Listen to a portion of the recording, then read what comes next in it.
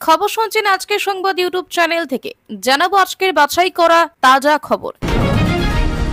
নির্যাতিতার সঙ্গে দেখা করতে গিয়ে হাসপাতালে বাধার মুখে ওড়িশার মহিলা কমিশনের টিম। দুর্গাপুর কাণ্ডে গ্রেফতার আরো এক। 26 নির্বাচনে কোথাও বিজেপির এজেন্ট থাকতে দেওয়া যাবে না, হুঙ্কার জগদীশের। দুর্গাপুর কাণ্ডে এবার সরাসরি তৃণমূল যোগ সামনে আনলেন শুভেন্দু। এবারের বিস্তারিত খবর। দুর্গাপুরে ওড়িশার মহিলা কমিশনের প্রতিনিধি দল দুর্গাপুরে বেসরকারি হাসপাতালে চিকিৎসাধীন রয়েছেন নির্যাতিতা। সেখানে তার সঙ্গে দেখা করে গোটা ঘটনার সম্পর্কে বিস্তারিত তথ্য নিতে গিয়েছিলেন ওড়িশার মহিলা কমিশনের প্রতিনিধি দলের সদস্যরা, কিন্তু হাসপাতালে ঢোকার ক্ষেত্রে তাদের বাধার মুখে পড়তে হয়। হাসপাতালের কর্মীরা বাইরে ব্যারিকেডে আটকে দেন মহিলা কমিশনের প্রতিনিধিদের।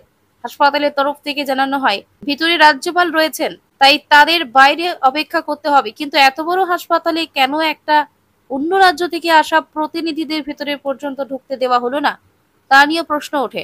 রাস্তাতেই দাঁড়িয়ে থাকতে হয় তাদের। ওড়িশা মহিলা কমিশনের প্রতিনিধি দলের সদস্য বলেন, আমার এলাকার মেয়ে, আমার রাজ্যের মেয়ে, তার সঙ্গে এমনটা হয়েছে, আমরা বাইরে দাঁড়িয়েই অপেক্ষা করব। উল্লেখ্য, এদিন নির্যাতিতার সঙ্গে দেখা করতে যান রাজ্যপাল সিভি আনন্দ বসু। থানায় উদ্বেগ প্রকাশ করেছেন তিনি। দুর্গাপুর যাওয়ার আগে রাজ্যপাল সাংবাদিকদের সামনে জানালেন, আগে তিনি নির্যাতিতার সঙ্গে কথা বলবেন। তিনি আক্রান্ত এবং তার বাবা মায়ের পরিস্থিতি বুঝতে পারছেন। যারাই কাজ করেছে তাদের বিরুদ্ধে কঠোর পদক্ষেপ করা হবে বলে জানিয়েছেন তিনি। রাজ্যের আইন শৃঙ্খলার অবনতি হয়েছে কিনা এই প্রসঙ্গে তিনি জানান, আগে তিনি ওই ডাক্তারি ছাত্রীর সঙ্গে কথা বলবেন, তার কাছ থেকে পরিস্থিতি বোঝার চেষ্টা করবেন। এই ঘটনায় 5 জনকে গ্রেফতার করা হয়েছে। দুর্গাপুরের বেসরকারি মেডিকেল কলেজের ছাত্রীকে গণধর্ষণের অভিযোগে গ্রেফতার আরো এক। নিউ টাউনশিপ থানার পুলিশের হাতে ধৃত এবার দুর্গাপুর নগর নিগমের অস্থায়ী কর্মী। জানা গিয়েছে ধৃতের নাম নাসির উদ্দিন শেখ। শুক্রবার রাতে এই ঘটনায় তার কি ভূমিকা ছিল তা খতিয়ে দেখতে জেরা করেন তদন্তকারীরা।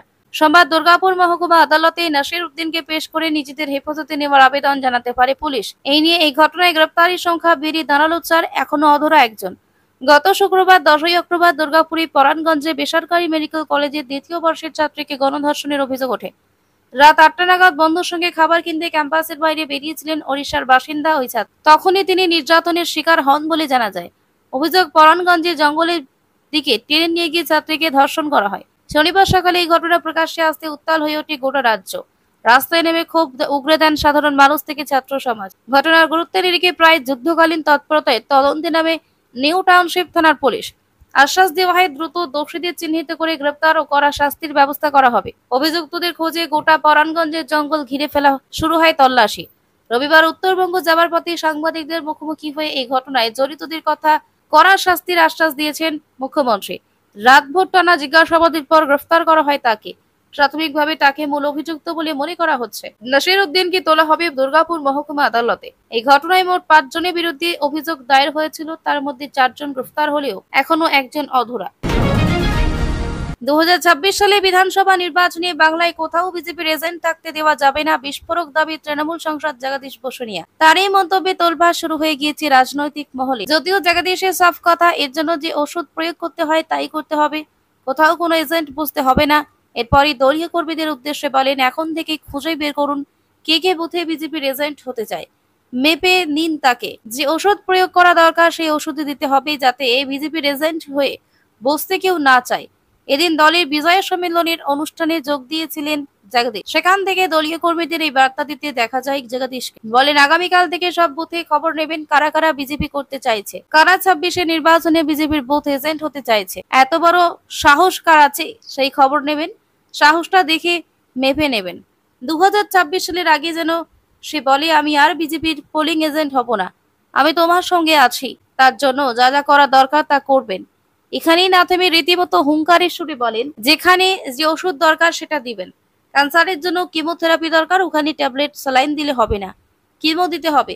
পেটে পাথর হলে কেটে অপারেশন করে পাথর বের করতে হবে। হাতে পায়ে গ্যাংরিং হলে সেই জায়গা কেটে বাদ দিতে হবে, না হলে ঘা ছড়াবে।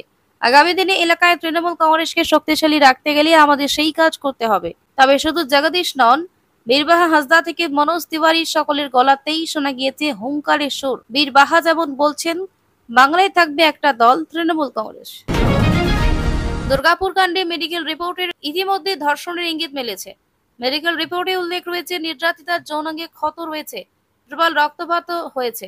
এই ঘটনায় এখনো পর্যন্ত 4 জনকে গ্রেফতার করেছে পুলিশ, তবে মূল অভিযুক্ত এখনো গ্রেফতার হয়নি বলে অভিযোগ রাজ্য বিধানসভার বিরোধী দল নেতা শুভেন্দু অধিকারী। সোমবার দুর্গাপুরের নির্যাতিতার পরিবারের সঙ্গে দেখা করেন তিনি, তারপর সাংবাদিক বৈঠক করেন। শুভেন্দু এবার এই ঘটনায় প্রত্যক্ষভাবে তৃণমূলের অভিযোগ তুললেন। শুভেন্দু বলেন, এখনো পর্যন্ত মোট 4 জন গ্রেফতার হয়েছে। আজকে যিনি গ্রেফতার হয়েছে তিনি দুর্গাপুর পুর নিগমের অস্থায়ী কর্মী, তৃণমূলের ক্যাডার। ওনার বাবা পার্টির পোর্টফোলিও হোল্ডার। শুভেন্দুর তাৎপর্যপূর্ণ বক্তব্য, এই ঘটনার সঙ্গে এতদিন তো অনেক তথ্য উঠে এসেছিল, আজকে নতুন একটি তথ্য এলো। এই গণধর্ষণের সঙ্গে সরাসরি তৃণমূল কংগ্রেসের পদাধিকারী জড়িত। শাসক যেখানে শোষক, সেখানে আইনের শাসন ও বিচার পাওয়া কোনো জায়গা নেই। তবে শুভেন্দু এও বলেছেন, পুলিশ গ্রেফতার করেছে, সঠিক সময়ে চার্জশিট দেবে, পুলিশেরই দায়িত্ব যাতে দোষীদের ফাঁসি হয়। কিন্তু এখনো পর্যন্ত মূল অভিযুক্তকে কেন গ্রেফতার করা হয়নি তা নিয়ে প্রশ্ন তুলেছেন তিনি।